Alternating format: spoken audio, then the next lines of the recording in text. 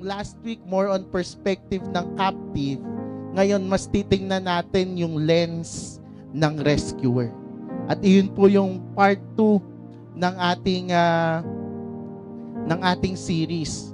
Yung pong buhay nung nag-rescue kay Lot. At sino nga po yun? Si Abraham. No? I-next nga natin. Ayan. Part 2. The rescuer. Sino po ba dito yung nakaranas na siya ay mailigtas? Wala pa? O kayo ang tagapagligtas? Yes. Aaron, naging knight in shining armor ka na ba ng kung sino man? Ha? O si Saya kaya? Naging knight in shining armor na kaya siya ng kung sino man? Kasi di ba po, usually, sa perspective ng captive, kapag natagpuan natin yung rescuer natin, hindi natin maiiwasan talaga nandun yung admiration. Di ba? At sa atin po ba, sa perspective ng ating pananampalataya, nagkakaroon po ba tayo ng admiration sa ating rescuer? O parang wala lang? Kasi ganun po dapat, kapag tayo ay nailigtas, magiging punong-puno ng gratefulness, ng pagpapasalamat ang ating mga puso dun sa nagligtas sa atin. Amen? So tayo po ba punong-puno ng pagpapasalamat o punong-puno ng reklamo?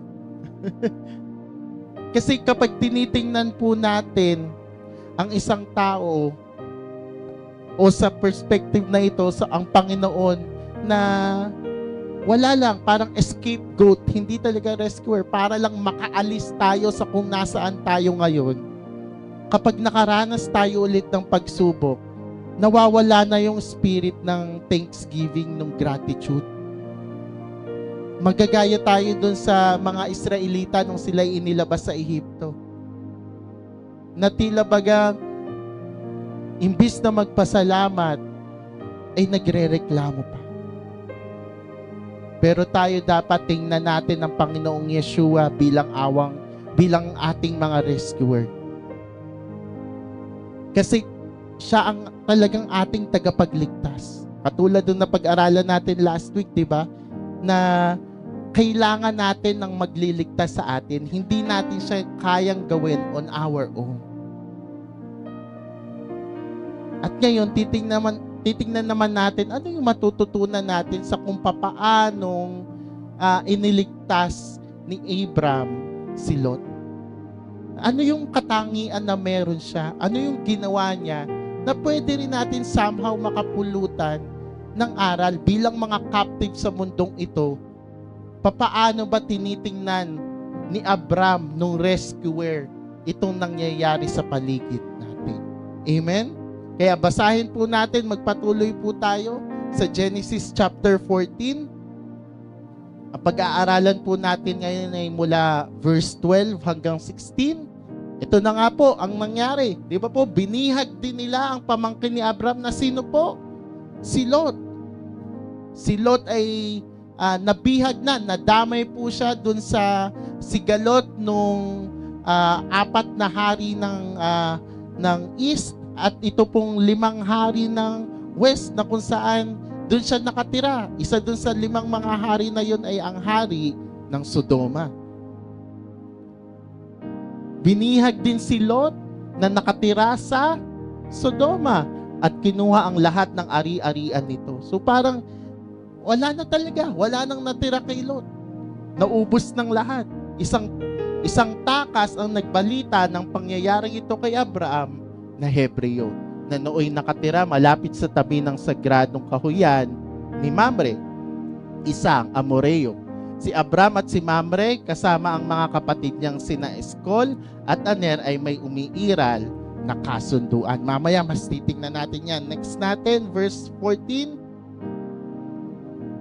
Pagkarinig niya sa nangyari sa kanyang pamangking si Lot, tinawag niya ang kanyang mga tauhan at nakatipon siya ng 318 mandirigma. Sinundan nila ang mga kalabang hari hanggang sa Dan. Pagdating doon, Bangkat sila at pagsapit ng gabi, sinalakay nila ang kaaway. Next. Tinalo nila ang mga ito at hinabol hanggang Hoba sa hilaga ng Damasco. Nabawi nilang lahat ang masamsam na ari-arian at nailigtas si Lot, ang mga kababaihan at ang iba pa nitong mga kasamahan. So ito po yung titingnan natin. From captive to redeemer. Sa kung papaanong makikita natin, nag-shift ngayon yung perspective.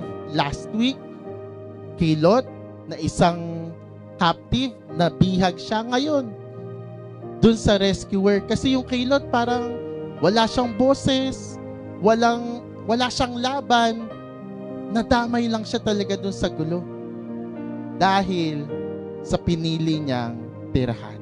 Pero ngayon, tingnan po natin, next natin, bigyan lang natin ulit ng balikan natin yung context ng kinsman redeemer. Kasi sa context ng ancient Near East warfare, may kapag ang isang city ay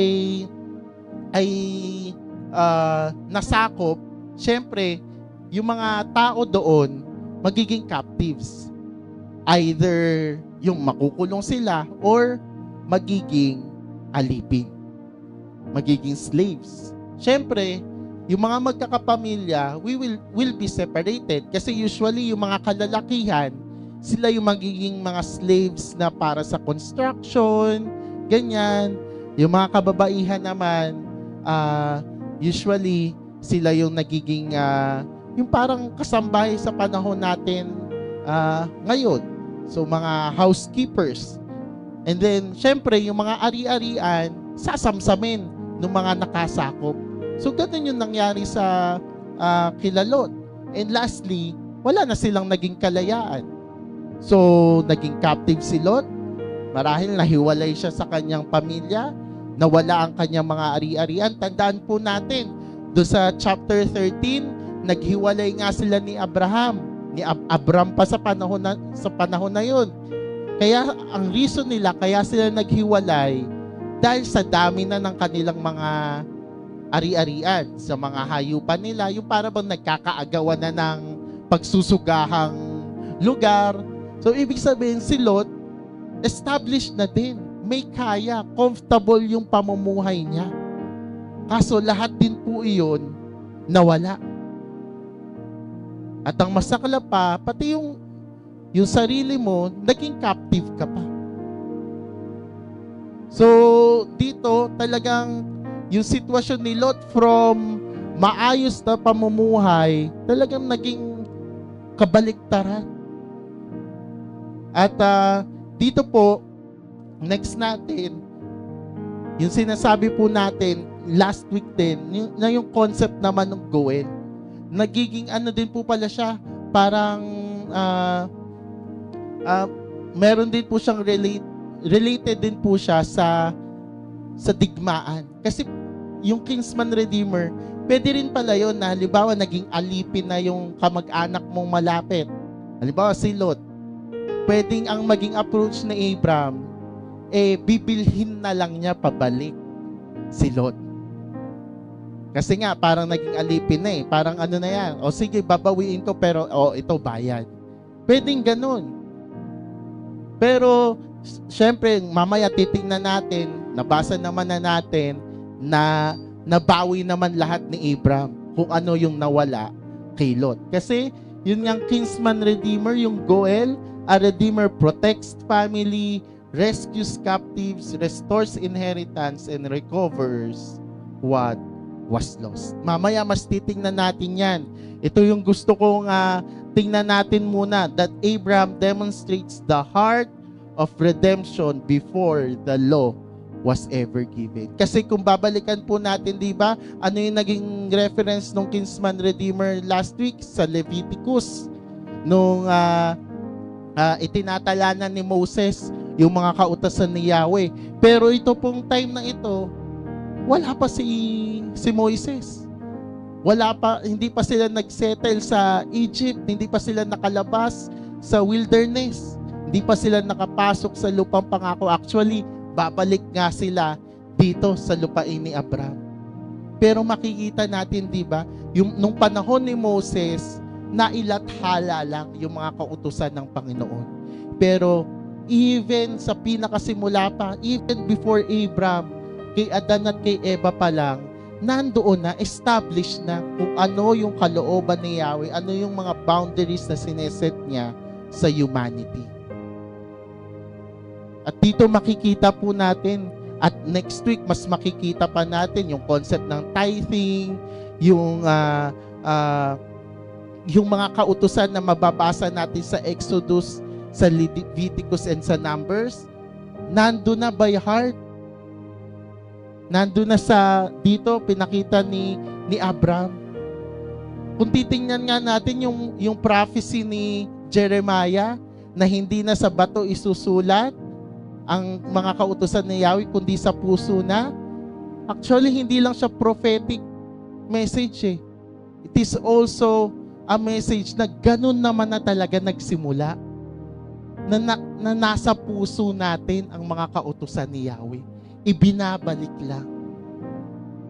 Yung pagsusulat ni Yahweh ng kanyang mga kautusan, ng 10 utos sa bato, it is just a part nung redemptive plan ni Yahweh sa Israel.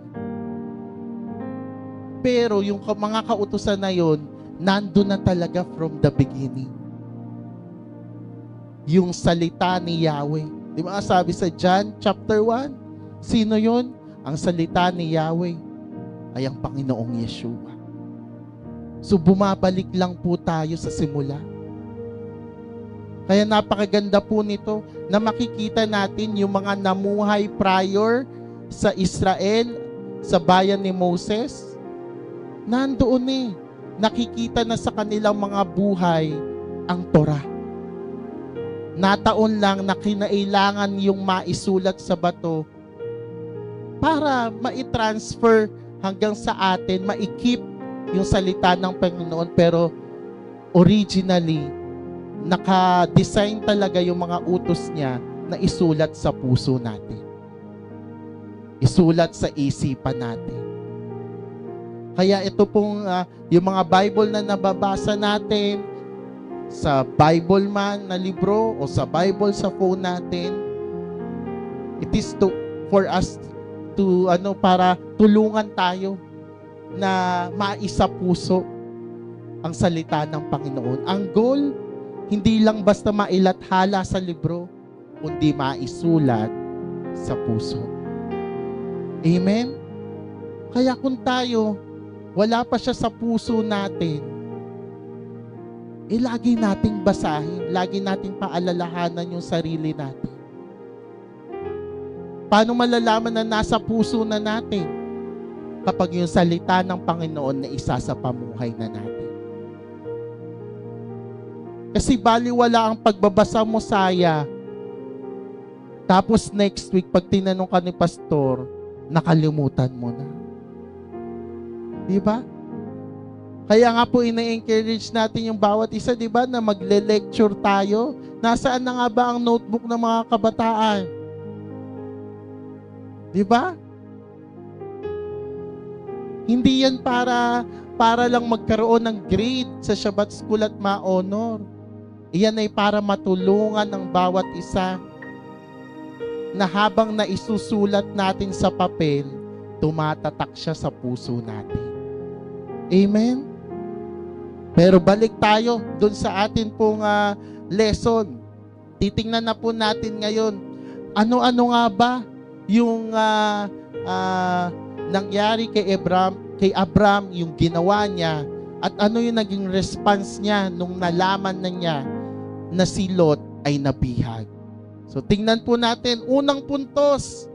Sabi po dito, next natin, the Redeemer hears the cry.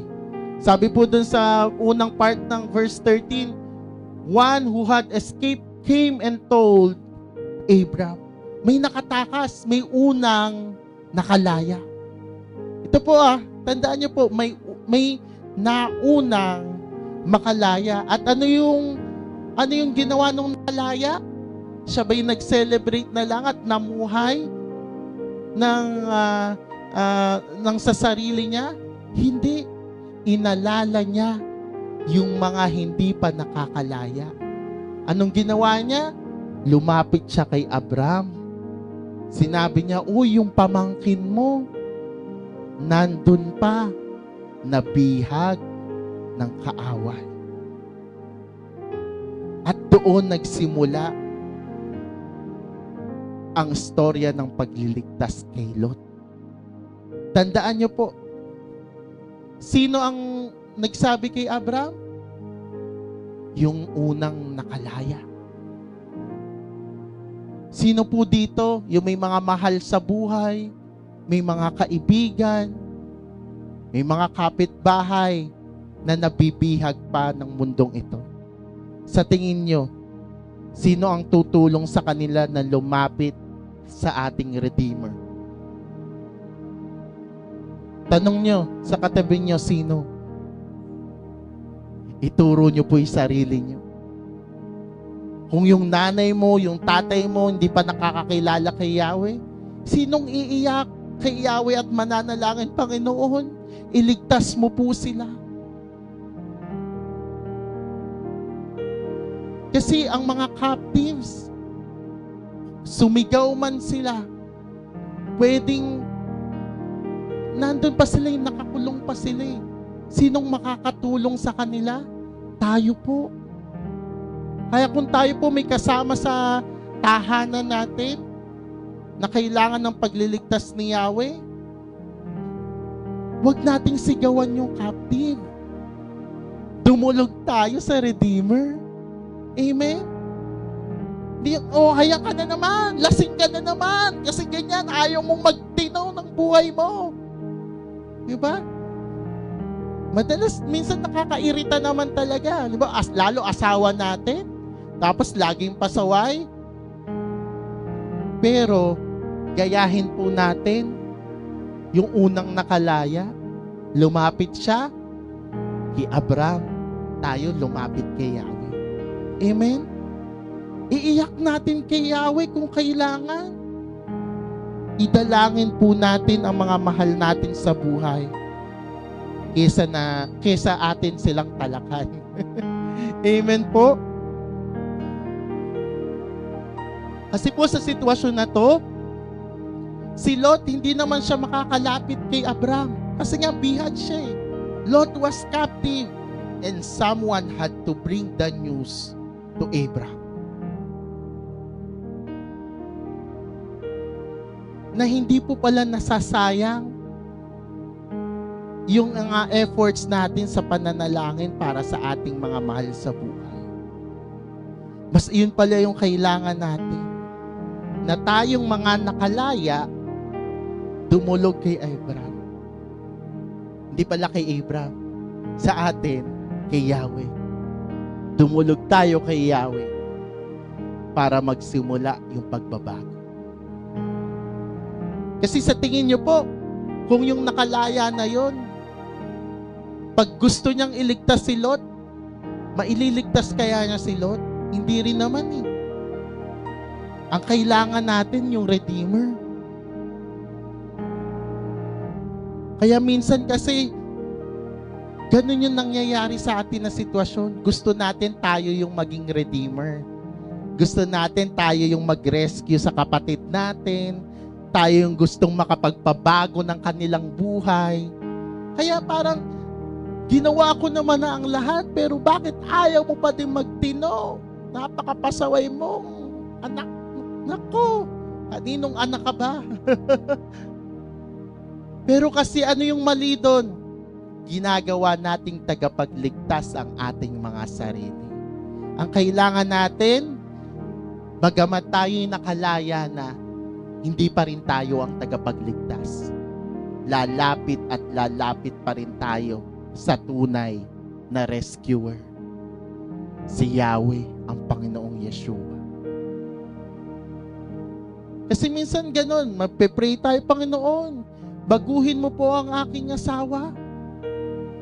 Pero yung parang prayer lang na yung ina-expect natin kinabukasan, okay na agad. Pero dapat ipakita natin kay Yahweh, He must hear our cry. Manalangin tayo, ibigay natin yung pagmamahal sa ating mga mahal sa buhay. Ipakita natin yon habang kasama pananalangin. Si Yahweh ang bahala sa pagbabago. Minsan nga yung pagbabago, hindi na nawi-witness ng sarili nating mga mata. Pero in God's perfect timing, nangyayari yung transformation. Ito po kahit bilang mga pastor, parang iyon po yung karaniwang sakit namin. Para bang gusto namin tuwing tatayo kami dito, talagang yung paano namin i-deliver, dapat mapukaw ang damdamin ng bawat isa. Ha? Na parang, kasi kita naman po namin yung reaksyon ng mga nakikinig. Parang, bakit ganun? Bakit si Aaron tulog na naman? Ha? Example lang, Aaron. parang wala namang nakikinig sa akin. Lord, bakit ganun? Parang hindi naman ako karapat dapat. Dito kasi wala namang nakikinig sa akin. Pero that's the point. Hindi mo kailangan na may makinig sa'yo. Ang idalangin natin, maging channel ka lang na ang congregation makinig kay Yahweh. Amen? At ganun din sa mga nag-worship lead, sa part ng music team, ang kailangan natin una, magbigay tayo ng papuri kay Yahweh. Trabaho natin yon na with all our heart, with the purest form of our heart, ibigay natin ng papuri sa Kanya. Pero wag nating hayaan ng kaaway na ma-distract yung ating spirito ng pagpupuri dahil lang hindi nakikisabay. Parang dapat kung gaano kataas ang talon ni Ate Karen, ganon kataas ang talon ng lahat. Hindi naman po laging ganon. At minsan nagagamit siya ng kaaway para ba mawala tayo dun sa totoong essence ng pagpupuri.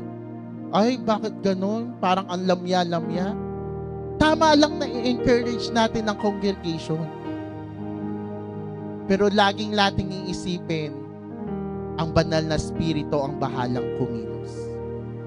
Basta dapat tama ang puso natin. Kasi, laging ang ilalapit natin ng lahat ng ito kay Yahweh. Ang mahalaga, marinig ni Yahweh ang isinisigaw ng ating mga puso. Wala sa ating kakayahan kung ang mga nakikinig ba ay magbabago, ang lahat ba ay makapagpupuri ng dalisay sa Panginoon. Wala sa atin yun. Wala sa ating kapangyarihan iyon. Ang magagawa natin, idulog ang bawat isa kay Yahweh. Then again, we are not the rescuers, but we are the redeemed ones na pwedeng lumapit kay Yahweh. Amen? Kaya mahalaga po, huwag natin kakalimutan na ang dalangin natin hindi lang para sa sarili natin, kundi para din sa mga taong nasa paligid natin. Kasi baka mamaya, yung panalangin natin na yun, iyon pala ang simula ng pagbabago ng buhay ng mga taong nasa paligid natin na yun. Sabi nga po dito sa Exodus chapter 2, pagkalipas ng mahabang panahon, namatay ang Faraon, ngunit dumaraing pa rin ang mga Israelita sa patuloy na pang-aalipin sa kanila ng Ehipsyo.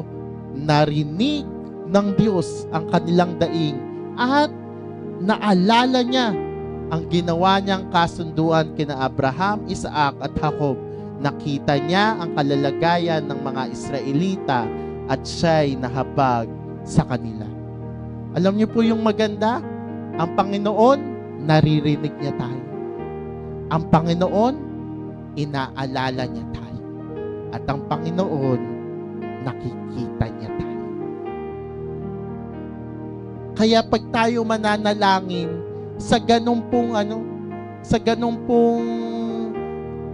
kalalagayan na by faith alam natin naririnig ni Yahweh ang aking daing. naaalala niya ang kanyang mga pangako at nakikita niya ang aking sitwasyon. Kasi minsan nananalangin tayo for the sake na makapanalangin lang. Pero wala po yung sa puso natin ito na, Panginoon, kaya ako lumalapit. Kasi alam ko, ikaw lang ang didinig sa akin. Ikaw lang ang laging nakakaalala at faithful sa iyong mga pangako. At Panginoon, alam ko, nakikita mo ako. Alam mo ang sitwasyon ko. Sabi pa sa awit 34:17, agad dinirinig daing ng matuwid, iniligtas sila sa mga panganib. Daing daw ng ng matuwid. Kaya sikapin natin yung buhay natin maging buhay ng katwiran, buhay na naaayon sa utos ng Panginoon. Sabi pa sa mga hukom, nang humingi sila ng tulong kay Yahweh, ginawa niyang hukom si Othniel, anak ni Kenas at pamangkin ni Caleb, upang ito ang magligtas sa kanila sa pagkaalipin. Nakita niyo po yung pattern dito sa mga verse na ito? Unang dapat may marinig si Yahweh. Kasunod nun ang kanyang pagliligtas. Tama naman na alam na ni Yahweh ang ating nararanasan. Pero meron po bang power kapag tayo mismo yung dumaing? Tayo po yung lumapit sa Kanya kasi bakit? Pinapakita natin na tayo ay nananampalataya sa Kanya. Na nakikita ni Yahweh na talagang siya ba yung ating hinahanap-hanap talaga? O baka naman naghahanap pa tayo ng solusyon sa iba? Baka mamaya kaya hindi tayo makaalis doon sa sitwasyon na meron tayo ngayon, pilit nating iniligtas ang ating mga sarili. Babalik tayo doon sa last week. Kailangan natin siya. Kailanman hindi natin maililigtas ang ating sarili, hindi natin maililigtas ang ibang tao, si Yahweh lamang. Ang kailangan nating gawin, dumaing kay Yahweh. Hindi para magreklamo, kundi para sabihin, Panginoon, kailangan kita, iligtas mo ako. O kaya naman kung asawa natin, anak natin, Panginoon, kailangan kita. Kailangan ka ng aking asawa, kailangan ka ng aking pamilya. Amen? Kasi yung pagliligtas, nandyan yan. Tapat si Yahweh sa kanyang salita.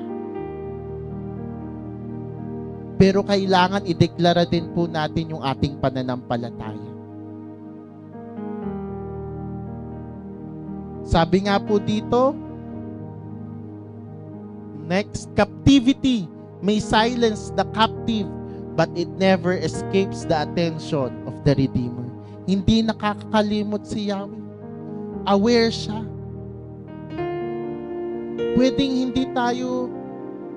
Pwedeng wala tayong kakayahan.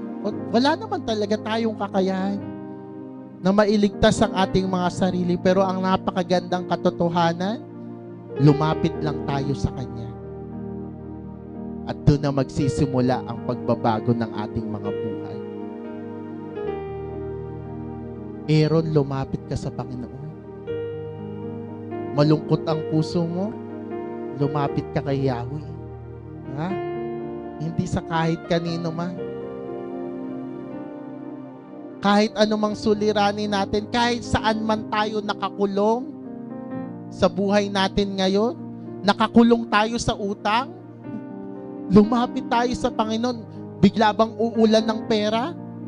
Hindi naman. Pero alam natin na kailangan natin ng pagbabago sa buhay natin para makalaya tayo doon. Sinong magbibigay nun? Si Yahweh. Tayo nakakulong sa kalungkutan? Pilit ba tayong hahanap ng mga bagay sa mundong ito para maglibang? Pwede naman. Pero ang tunay na kagalakan nanggagaling kay Yahweh. Nakakulong tayo sa karamdaman? Pwedeng gumaling. Pwede rin namang hindi. Pero ang tunay na kagalingan nanggagaling kay Yahweh. Amen?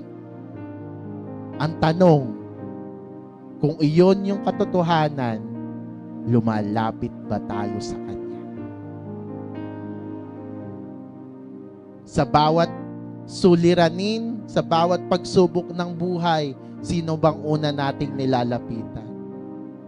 And sa context na ito, tayo yung mga nakalaya na, pero may mga mahal tayo sa buhay na hindi pa. Inilalapit ba natin sila kay Yahweh? Iniiyak pa ba natin sila kay Yahweh? O para bang ang attitude natin, tanggap na natin na gano'n na lang ang sitwasyon ng kapwa natin, lalo na ng mga mahal natin sa buhay? O hindi tayo nawawalan ng pag-asa, idinadaing pa rin natin sila kay Yahweh? Kaya mga kapatid, kung may mga idinadalangin tayo noon na para bang nakakalimutan na natin ngayon, it's a sign. Idalangin natin sila ulit ngayon. Saya, may hindi ka na ba idinadalangin? Idalangin mo ulit siya sa Panginoon. Diba? Hindi. Usually, may ganyan naman yung para bang dahil sa katagalan na, sa kalipasan na, parang wala namang nangyayari. Tandaan natin, 300 plus years ang Israel sa Ehipto. Di natin alam kung anong year nagsimula yung naging masaklap ang buhay nila sa Egypt. Pero hindi yun instant, bigla na lang, kasi kinailangan pang ipanganak si Moses. Lumaki pa si Moses. Ang tagal na panahon nun. Hindi lang 10 taon. Hindi naman 10 years old lang si Moses nung ipinanganak si Moses, nasa season na sila ng talagang pinapahirapan na sila ng Pharaoh eh. So kung hindi man 100 years, baka kung ilang dekada din yun na sila ay sa season ng captivity. Hindi lang basta simpleng captivity, pero pinapahirapan talaga sila. Pero hindi sila nagsawang dumaing kay Yahweh. Kasi bakit? Alam nila, the Redeemer hears the cry of the captive. Kasi pag iyon yung nilagay natin sa puso natin, dinidinig ako ni Yahweh. Hindi tayo magsasawa manalangin. Usually naman, di ba? Favorite ko i-example si Aaron at si Josiah. Minsan nakakawalang gana kapag hindi naman nagre-reply, di ba? Yung alam mong hindi naman binabasa man lang yung chat mo, di man lang iniintindi sinasabi mo, baka kaya tayo walang gana manalangin kasi ganun yung tingin natin na parang baliwala naman yung prayers natin. Baliwala naman at hindi naman siya nadidinig ng kung sino man. Pero dapat manaig sa puso natin na dinidinig tayo ni Yahweh. Di ba ang sarap magkwento sa taong marunong makinig? Minsan pag problemado tayo, hindi naman natin kailangan ng advice eh. Kailangan natin yung someone na makikinig sa atin. Ganun ba natin tinatrato si Yahweh?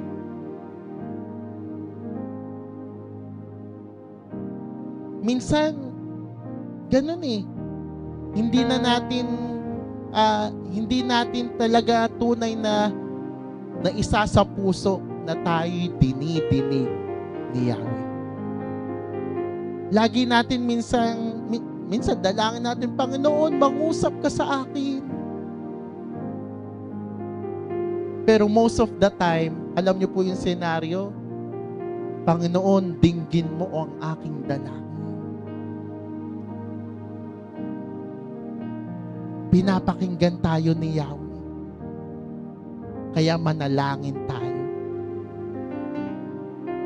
Huwag tayong manghinawa sa pananalangin. Kasi paano natin masusunod yung pray without ceasing? Kapag alam natin yung katotohanan na yun, that the Redeemer hears the cry of the captive. Kaya matutunan po nating idalangin lahat ng bagay kay Yahweh. Panginoon, kailangan ko po ng tulong mo. Panginoon, kasi hirap na ako. Panginoon, iligtas mo po ako. Panginoon, iligtas mo po ang aking pamilya. Panginoon, iahon mo po ako sa sitwasyon na ito. Panginoon, wag naman yung Panginoon, siya na lang. Iba yun. Iba yun, saya. Kung hindi siya, siya na lang. Iba naman yung ganun. Laging let your will be done. Pero balik po tayo. Yun yung unang punto. The Redeemer hears the cry of the captive. Pangalawa, next natin, the Redeemer maintains His identity. Kasi kung mababasa po natin, kung itutuloy natin, pinakilala na dito, first time, pinakilala si Abram na isang Hebreo who was living by the oaks of Mamre, the Amorite. Hindi si Mamre, hindi siya Hebreo. Si Abram lang ang Hebreo.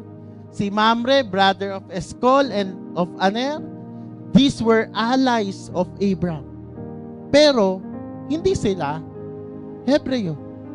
Kung mapapansin natin, isa nga yung mga Amorites na naging kalaban nila Joshua nung pabalik sila sa Promised Land. Pero dito makikita natin, similar naman pala yung sitwasyon ni Abram at ni Lot. Naghiwalay sila, si Abram nagstay sa kabundukan, si Lot nagstay sa kapatagan. Pareha silang may dinatnan na mga tao. Pero ano yung kaibahan nila? Si Lot naging kaisa ng mga taga-Sodoma. Si Abram, nanatili siya sa kanyang identity. Siya'y isang Hebreo. Hindi siya naging kabilang sa mga Amoreo. Tingnan po natin, next slide natin. Dito po mas makikita natin. Si Lot,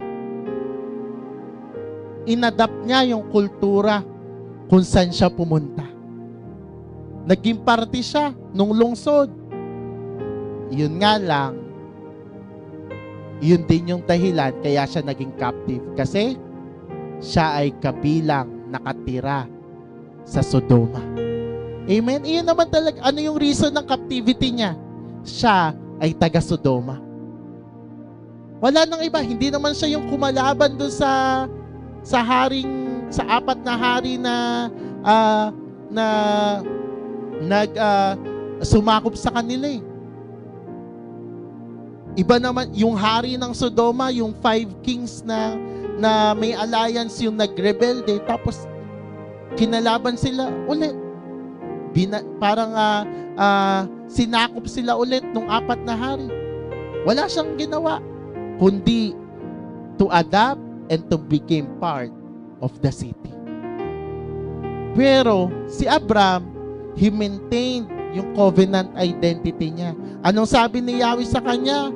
Pumunta ka sa lugar na sasabihin ko sa iyo. At iniwan ni Abram ang kanyang pamilya. Lumakad siya. Pumunta nga siya sa lugar na sinabi ni Yahweh. Imbes na siya yung ma-influensyahan, Abram influenced his surroundings.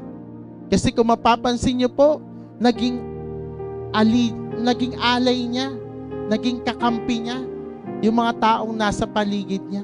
Hindi para siya ay maimpluwensyahan, kundi siya yung naka-impluwensya.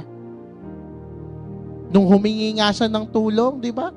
Tinulungan siya para ma-rescue si Lot. At iyon nga yung nangyari sa kanya. He maintained his identity, he influenced his surroundings, and he became the rescuer. Naging malinaw sa kanya kung sino talaga siya. Sino siya? Siya ay isang Hebreo, isang taong sumusunod sa sinasabi ni Yahweh. Tandaan niyo po, wala pa po ditong Israel. Si Israel ay apo pa ni Abraham. Pero malinaw na kay Abraham ang kanyang identity na tinanggap niya doon sa chapter 12 ng Genesis, ang pangako ni Yahweh. At siya ay sumunod. Sabi nga dito, next natin, about Abraham's identity. Doon sa binasa po natin, wala namang sinabing Abram the Amorite, Abram the Canaanite, Abram the Hebrew. Malinaw. Talagang inilagay doon, Abram the Hebrew. Pero kung babalikan natin yung few verses up, walang ganun kay Lot. Na si Lot na Hebreo na nakatira sa Sodoma. Ang nakalagay lang, si Lot ay nabihag, kinuha lahat ng kanyang ari-arian kasi siya ay nakatira sa Sodoma. Papansin niyo po yung difference? Parehas naman silang tumira sa lugar ng mga dayuhan. Pero si Abram, siya ay si Abram the Hebrew. Kaya tayo, kahit saan man tayo dalhin ni Yahweh sa buhay natin, dapat hindi mawawala yung identity natin. Amen?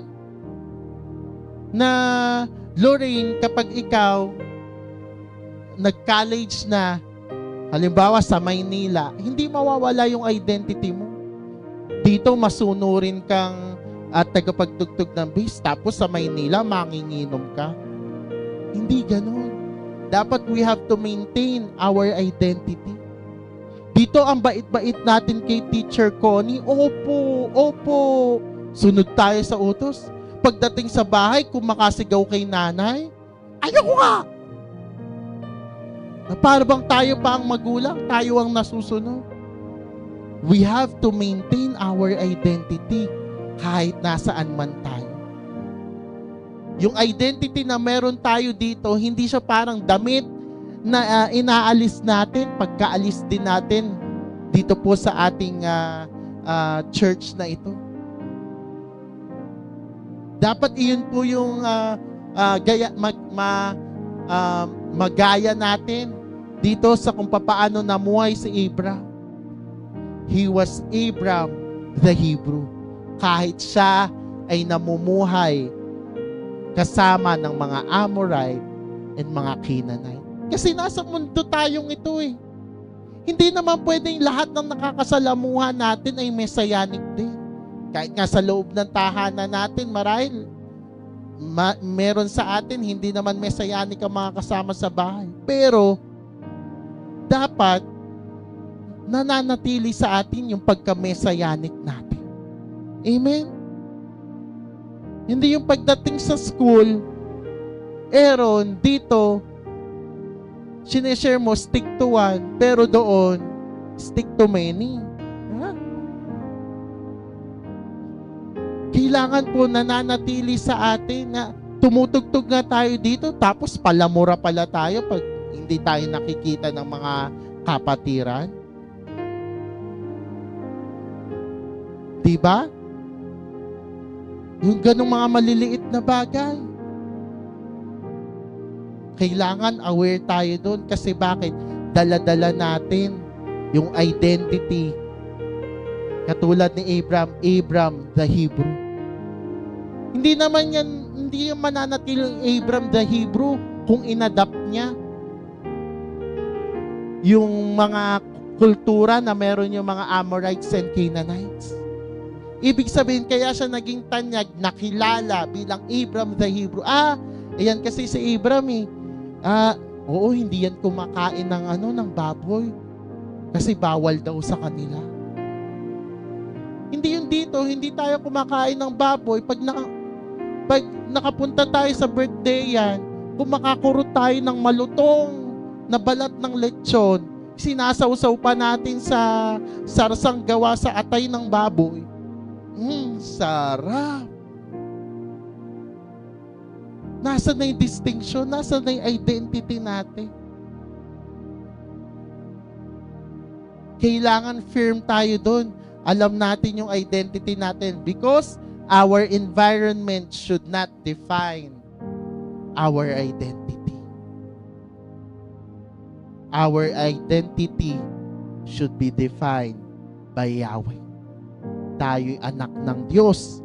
Tayo'y iniligtas, pinalaya, at tayo'y sumusunod sa Kanyang salita. Amen? Sabi nga po sa John 17, hindi ko idinadalangin kunin mo sila sa sanlibutan, kundi iligtas mo sila sa masama. Hindi sila taga-sanlibutan. Tagasan po kaya tayo tulad ko na hindi rin taga-sanlibutan. Ibukod mo sila para sa iyo sa pamamagitan ng katotohanan.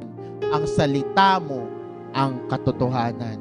Kung paanong isinugo mo ako sa sanlibutan, gayon din naman sinusugo ko sila sa sanlibutan. Ang Panginoong Yeshua ito. Kailangan magkaroon tayo ng buhay na nakabukod. Set apart.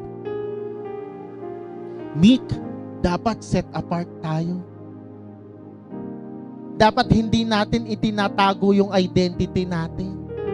Kung sino tayo dito, yun tayo sa labas. Hindi yung ikinakahiya natin kung sino tayo. Ang pinapakilala natin, hindi lang naman ang sarili natin. Tayo yung mga representatives ni Yahweh. At paano natin yun magagawa? Dapat ang buhay natin nakaangkla sa salita ng Panginoon. Hindi sa kultura, hindi sa kung anong dinidikta ng mundong ito. Sa salita ng Panginoon. Anong sabi ng salita ng Panginoon? Tayo ay nilikha na lalaki at babae. Mababash tayo nito. Pero, yun yung totoo. Naiintindihan natin. May mga damdamin talaga na minsan maglilid sa atin sa ganong pamumuhay. At hindi rin naman lisensya yung mga Bible verses na yun para kondinahin natin sila again. Hindi tayo ang magliligtas sa kanila. Kailangan natin mahalin sila, idalangin sila. Hindi tayo ang magbabago ng buhay nila. Alam nyo, kaya marami nire-reject kagad ang truth ng salita ng Panginoon dahil sa atin ng mga messenger. Kasi ganyan kayo. Masama yan. Mali kayo. Hindi maitatama ng panghuhusga natin. Hindi maililigtas ng panghuhusga natin yung buhay nila. Kailangan natin idalangin sila at manatili pa din sa katotohanan. There's a fine line between respect and compromise kasi. Malinaw sa kanila. We have a good relationship with the LGBTQIA+ community, but it is also declared sa ating mga buhay that we align with the design of Yahweh. Mahal namin kayo. Pero ito kasi yung sinasabi ng salita ng Panginoon. That's it. And then idalangin natin sila.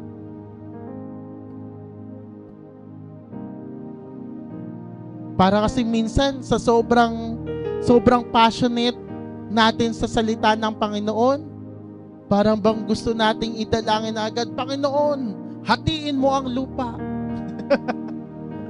Kainin mo na sila.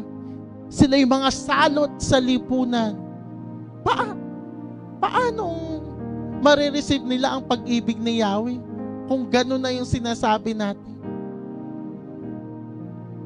Dami-dami na ang problema sa Pilipinas, dadagdag pa kayo.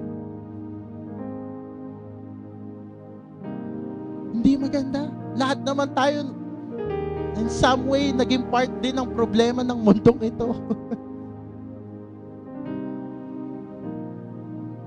Let the judgment be to Yahweh. Siya na ang manghusga. Idalangin natin sila. Mahalin natin sila. At manatili sa atin ang katotohanan. Amen? Sabi pa po sa Romans 12:2, alam natin ito, huwag kayong makiayon sa takbo ng mundong ito. Sa halip, hayaan ninyong baguhin ng Diyos ang inyong pag-iisip upang maunawaan ninyo ang kanyang kalooban. Sa gayon, magagawa ninyo kung ano ang mabuti, kalugod-lugod, at ganap na kalooban ng Diyos. Amen?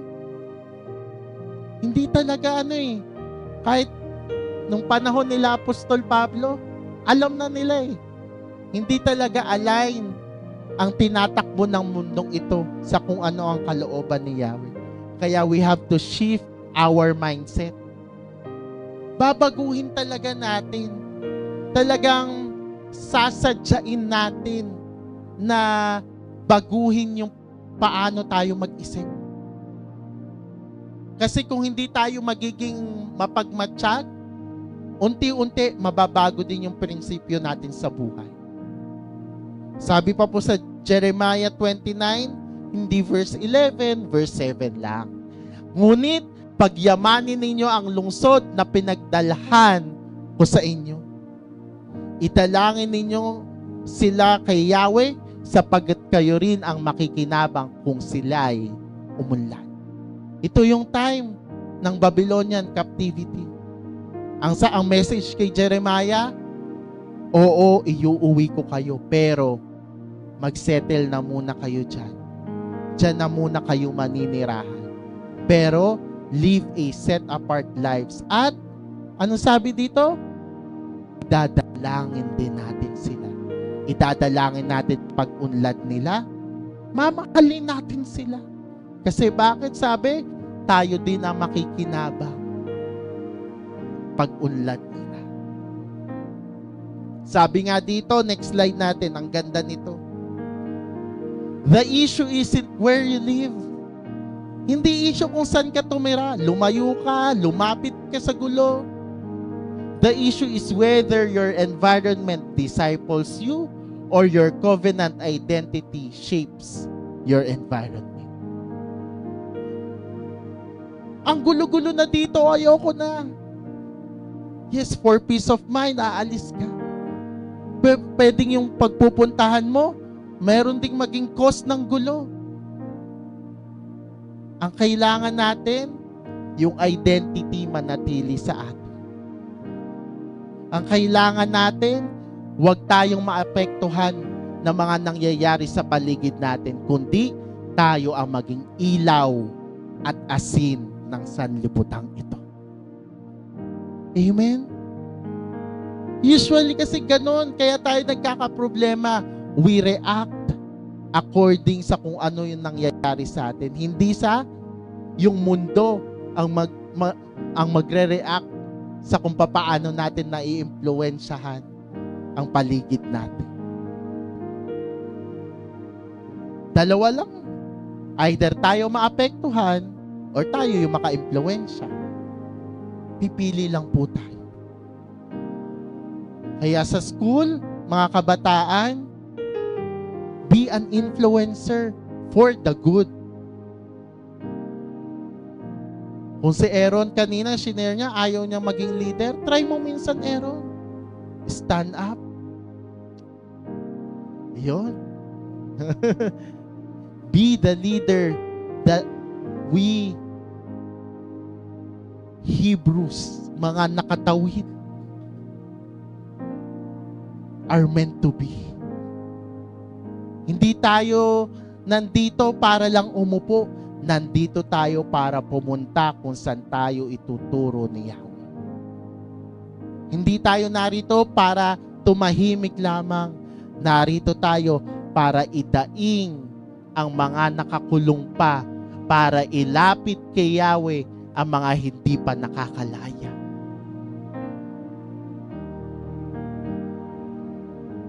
Next slide, sabi nga dito, ang ganda din ito. Lot became a prisoner of his culture ng Sodoma, but Abram became a missionary for his covenant. Huwag tayong paanod sa agos ng mundo. Magpaanod tayo sa salita ng Panginoon. Madali ba? Mahirap. Pero kakayanin. Amen? Next po. Pangatlo. 4 lang po ito. Bilisan na po natin. The Redeemer pursues the captive. Sabi po sa verse 14, when Abram heard that his kinsman had been taken captive, he led forth his trained men born in his house, 318 of them, and went in pursuit as far as Dan. Si Abram, nung nalaman niya agad na nabihag si Lot, walang ano-ano. Iniligtas niya ang kanyang pamangkin. Dito next natin, meron ulit tayo comparison sa kung anong ginawa ni Abram at kung anong pwede na lang naman niyang sabihin. Una, ano yung ginawa ni Abram? He moved immediately, agad-agaran. Tinipon niya ang kanyang mga tauhan, 318 of them. Iniligtas nila. He left safety behind. Kasi, tandaan niyo po, malaking kingdom ang kakalabanin ni Abram. Hindi po siya simpleng parang away kamag-anak lang, away pamilya lang. Hindi eh. Isang kingdom. 318 lang. Eh yung kawal nga na, mga kawal nga na nasakop ng nung 4 na Eastern Kingdoms, 1,000 yung kawal eh. Nung mga allies ng Sodom, ito 318 lang. They entered the enemy territory. Maunti na nga sila pa yung susugod. Alam niyo yung napanood niyo po ba yung movie na yung The 100? Diba? Unti sila pero at least sila yung susugurin eh. So pwede silang makapag-strategize. Okay, ito yung entry point ng kalaban. Dito, iba eh. Dehado ka na sa number, dehado ka pa. Kasi ikaw yung susugod. Yung territory, it is enemy territory. Hindi nila puder. But yet, Abram pursued Lot. Kasi pwede namang ang sabihin na lang ni Abram, choice naman ni Lot yun. Choice niyang pumunta ng Sodoma eh. Kung titingnan natin, pwedeng nasabi na natin yan sa kapwa natin. Choice naman niya yun eh. Bakit ako mamamroblema sa problema niya? This is his fault. Kasalanan naman niya yan. He deserves it. Eh kasi kasalanan niya yan. Siya nagdesisyon yan eh. Deserve niya yan. Kung tutusin natin, kung titingnan natin yung sitwasyon, pwede naman talagang ito na lang. Eh choice niya yun, humiwalay siya sa akin, nagpakaganid siya.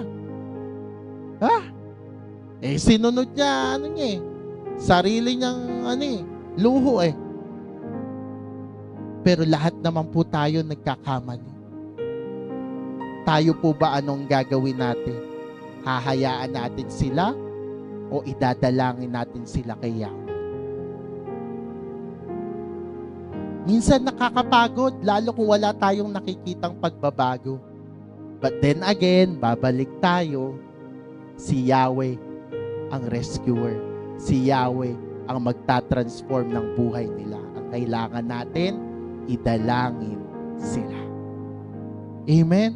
Sabi nga po sa Luke 15:4, next, ano yung ginawa ng Panginoon sa atin? Kung ang sino man sa inyo ay may 100 tupa at mawalan ng isa, ano ang gagawin niya? Hindi ba't iiwan niya ang 99 sa pastulan at hahanapin ang nawawala hanggang sa ito'y matagpuan?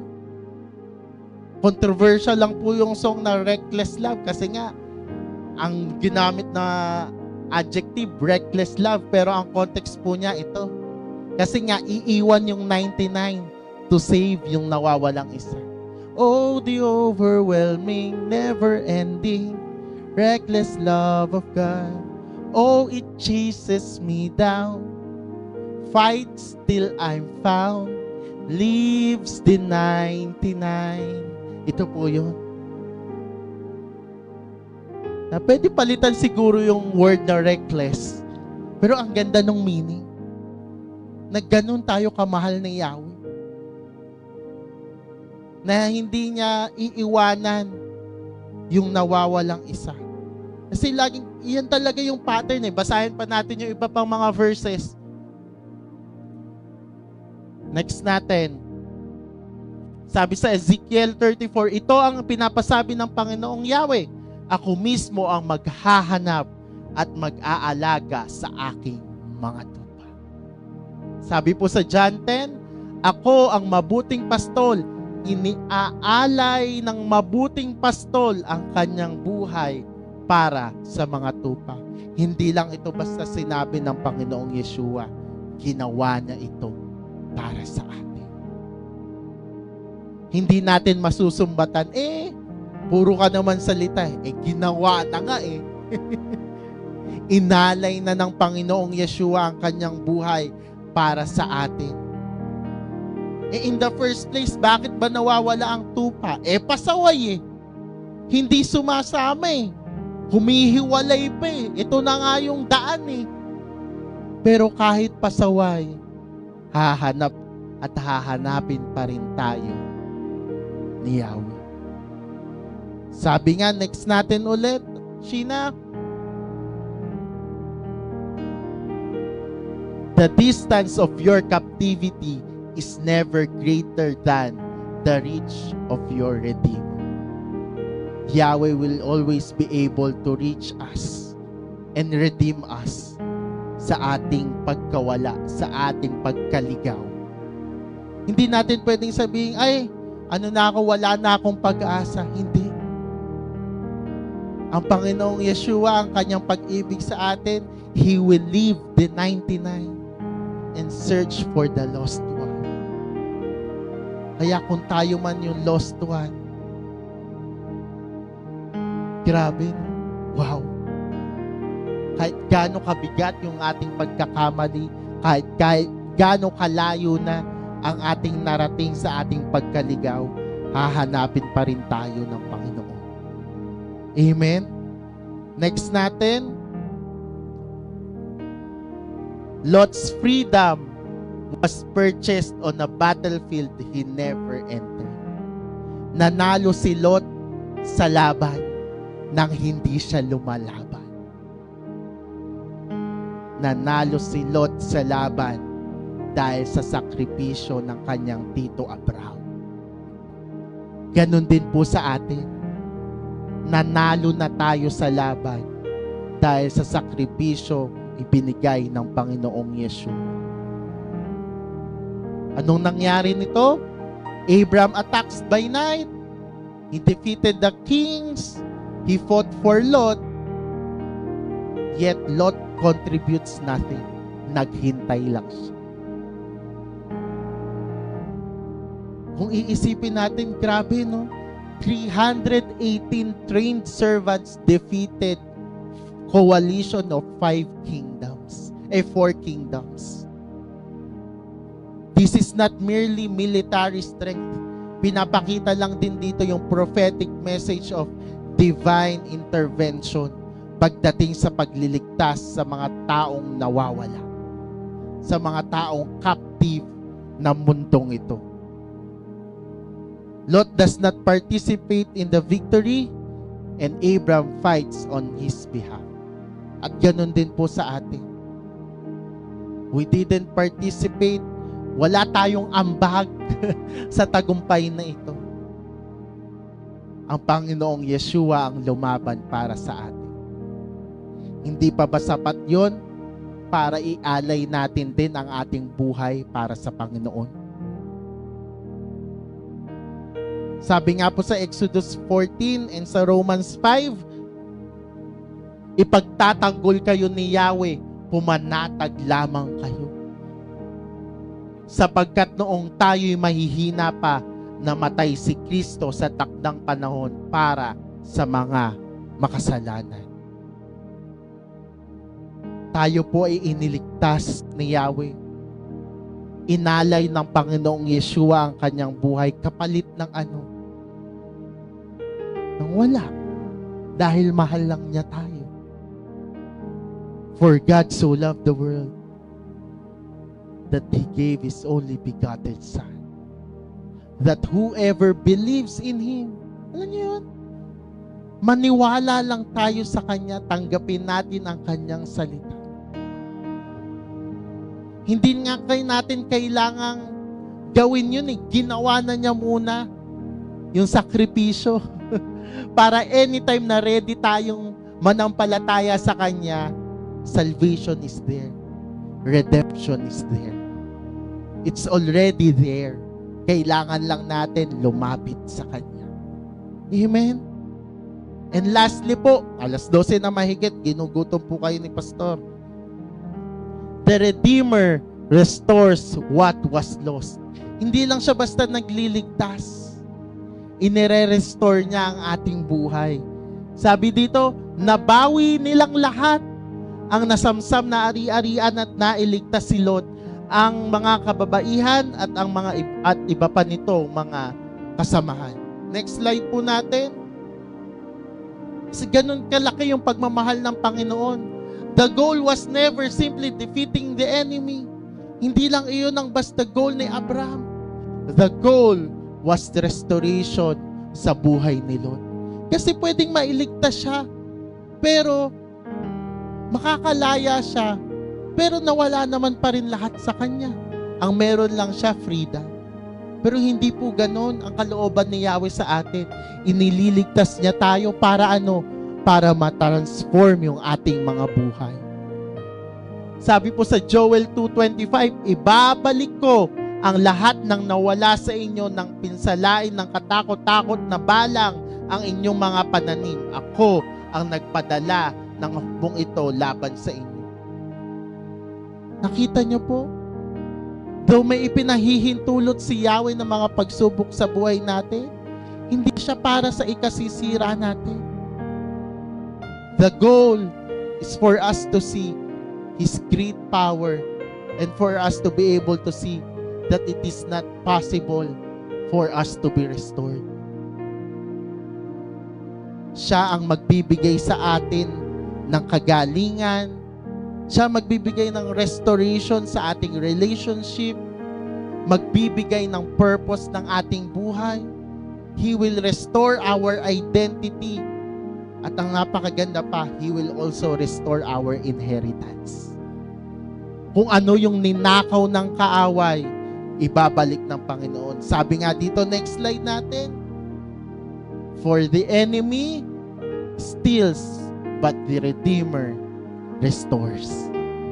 Ang anak ng tao ay naparito upang hanapin at iligtas ang naligaw. Ano naman? Kung nandito ang kaaway, to steal, to kill, and destroy. Walang-wala yan. For our Redeemer restores.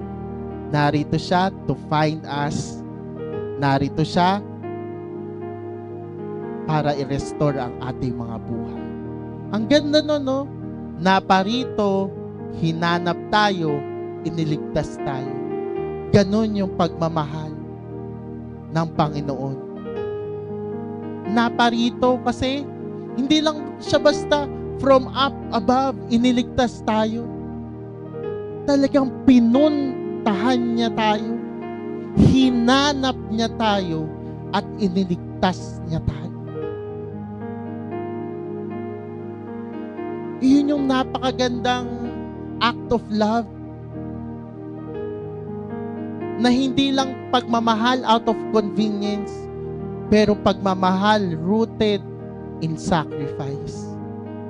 Going extra mile. Hindi lang siya parang manliligaw na best foot forward. Kasi ginawa niya yon sa sitwasyon na tayo ay hindi na kamahal-mahal. Iniwan niya si Abraham, choice niya yon. Namuhay siya kasama ng mga taga-Sodoma. Wala namang kinalaman si Abraham sa pagiging captive ni Lot. And yet, Abraham went, Abraham pursued, and Abraham rescued Lot. Sa kung papaanong tayo din iniligtas ni Yahweh sa pamamagitan ng Panginoong Yeshua. Naparito ang Panginoong Yeshua, hinanap tayo, inalay ang kanyang buhay para maligtas tayo. Amen? Sabi nga dito, next slide natin, quick comparison lang ni Abraham at ng Panginoong Yeshua. Abraham heard the cry of Lot sa pamamagitan nung nakatakas. Abraham pursued Lot. Abraham entered the enemy territory. Abraham fought for Lot. And Abraham restored Lot. While ang Panginoong Yeshua, He hears our cry. He pursues us, tayong mga makasalanan. He entered this broken world.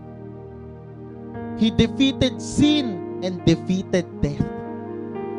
And He restores God's people. Anong kailangan lang natin gawin? Manampalataya kay Yahweh and to enter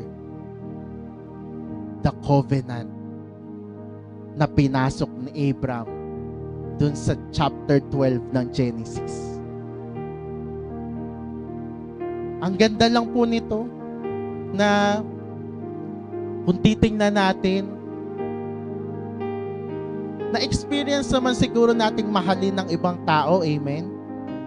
Ang sarap-sarap, di ba, pag binabalikan natin? Ako po, tuwing naaalala ko kung gaano kalaking pag-ibig yung naranasan ko sa daddy. Hindi ko maiwasan maging emotional kasi grabe ko siya na-appreciate.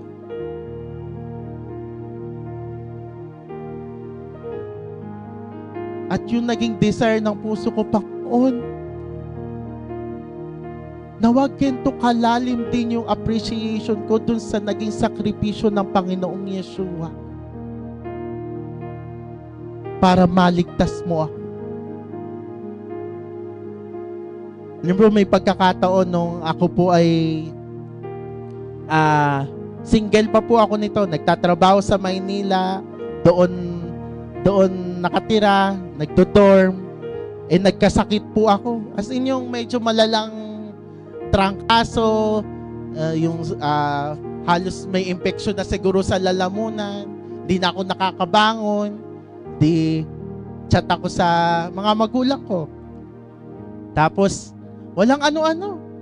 Hindi ko naman sinabing pumunta sila. Sabi ko lang, may sakit ako ganyan. Sugod kagad sila. Sinundo ako. Para maalagaan ako, ma-rescue ako dun sa aking karamdaman. Nakakatuwa pag binabalikan ko yung kasi, wow, salamat Panginoon. May ganito akong magulang. At salamat din Panginoon sa pamamagitan ng mga ganong experiences ko sa buhay, nakikita ko din kung lalo't higit gaano kalaki yung naging sakripisyo ng Panginoong Yeshua. Inalay niya ang kanyang buhay para sa atin. Nuulit ko po, inalay niya ang kanyang buhay para sa ating hindi naman kaibig-ibig in the first place.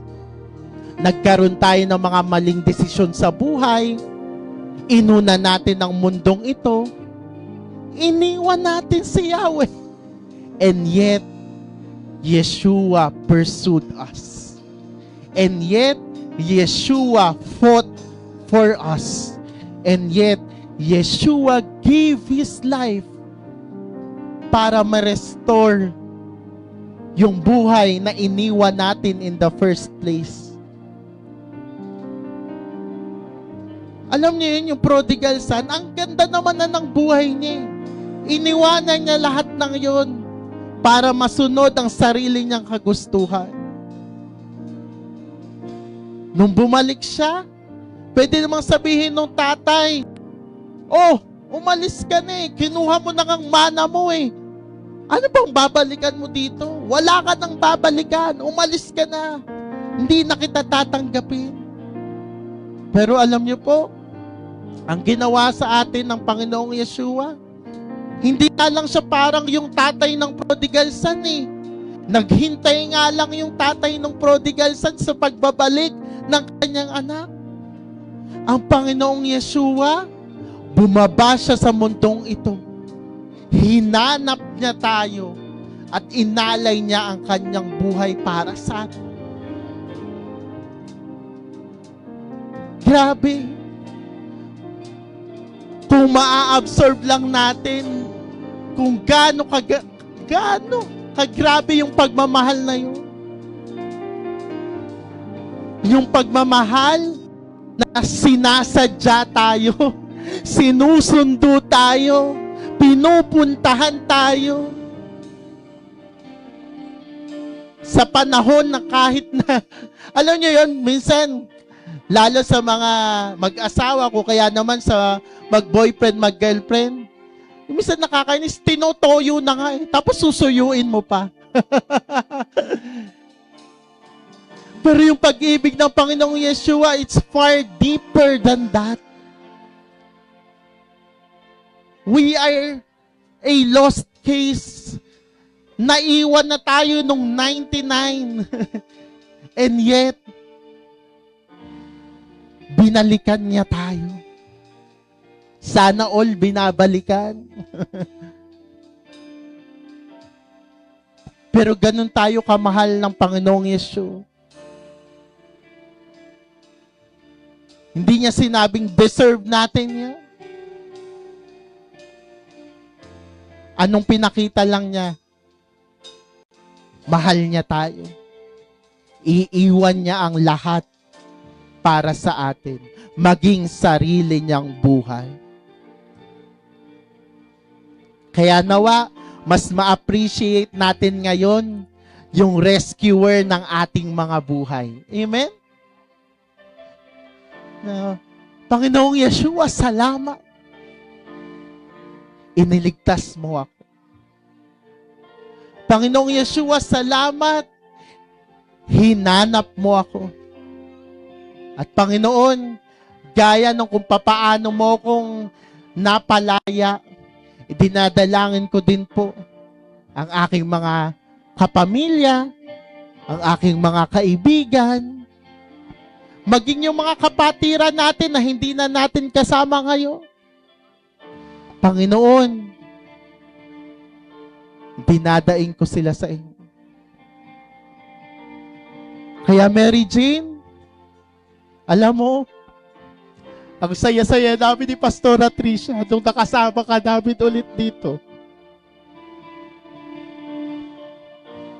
Jasmine, sobrang natutuwa ang puso namin kasi kasama ka na namin ulit dito.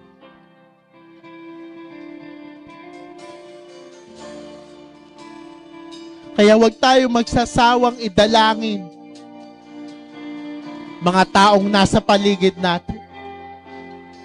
Hindi tayo ang magliligtas sa kanila, pero at least idinadalangin natin sila sa Panginoon. Panginoon, iligtas mo po sila. Panginoon, hanapin mo po sila kung papaanong nahanap mo ako. Panginoon, ipaglaban mo po sila kung papaano mo ako pinaglaban.